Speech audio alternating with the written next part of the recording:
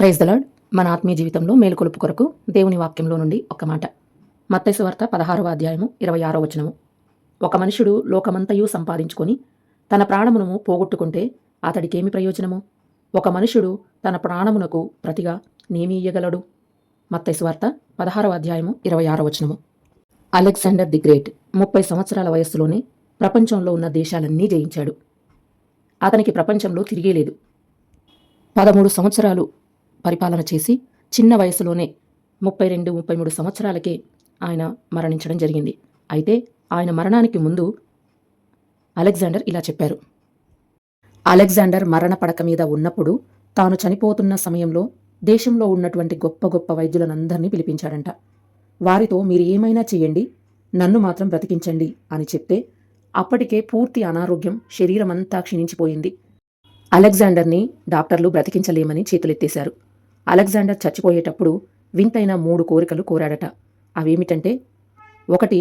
నేను చనిపోయిన తరువాత నా శవమును వైద్యులు మాత్రమే మోయాలి. 2. నా శవమును మోసుకుంటూ వెళ్తున్నప్పుడు నేను సంపాదించుకున్న బంగారము, వెండి, డబ్బులు అంతా కూడా రోడ్డు మీద చల్లాలి. 3. శవపేటికలో నా శవాన్ని పెట్టినప్పుడు నా 2 చేతులు అందరికీ కనబడేలా బయటికి పెట్టాలి. ఈ 3 కోరికల వెనక ఉన్న అలెగ్జాండర్ యొక్క ఉద్దేశం ఏమిటో తెలుసా? ఈ లోకంలో పుట్టిన ప్రతి ఒక్కరికి తెలియాలి. 1. మరణం తలుపు తట్టినప్పుడు ప్రపంచంలో ఉన్న గొప్ప గొప్ప డాక్టర్లు మన చుట్టూ ఉన్నప్పటికీ కూడా వారెవ్వరూ 1 గంట సేపు కూడా మన ఆయుష్ను పెంచలేరు. ఆ శక్తి వారికి లేదు అనే విషయము ప్రతి ఒక్కరికి తెలియాలి. 2. లోకానికి మరొకటి కూడా తెలియాలి. చనిపోయే కాలం వచ్చినప్పుడు ఈ లోకంలో నేనేదైతే సంపాదించానో అన్నీ కూడా చివరకు ఈ లోకానికి అప్పగించి వెళ్ళిపోవాల్సిందే. 3. లోకానికి మరొకటి కూడా తెలియాలి. చనిపోయే కాలం వచ్చినప్పుడు ఈ ప్రపంచాన్ని మొత్తం గెలిచినా సరే నేను తిరిగి వట్టి చేతులతోనే వెళ్ళిపోవాలి. బైబిల్ ఇలా సెలవిస్తుంది. ఒకడు లోకమంతయు సంపాదించుకుని తన్ను తాను పోగొట్టుకునిన ఎడల లేక నష్టపరుచుకునిన ఎడల వానికేమి ప్రయోజనము? లూకాసు వార్త 9వ అధ్యాయము 25వ వచనము. అలెగ్జాండర్ చక్రవర్తి డబ్బు, పేరు, ఘనత సంపాదించాడు. జీవితంలో ఎలా జీవించాలనుకున్నాడో అలాగే జీవించాడు. కానీ తన ఆత్మను పోగొట్టుకున్నాడు.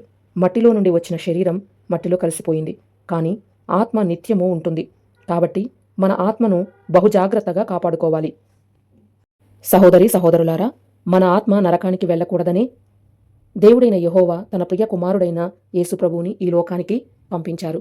ఆయన సిలువలో తన ప్రాణం పెట్టి నా పాపములను కడిగివేసి మనల్ని రక్షించుకున్నాడు. నిత్యము పరలోకంలో ఆయనతో పాటు కలిసి నివసించాలనే ఆయన కోరుకుంటున్నాడు.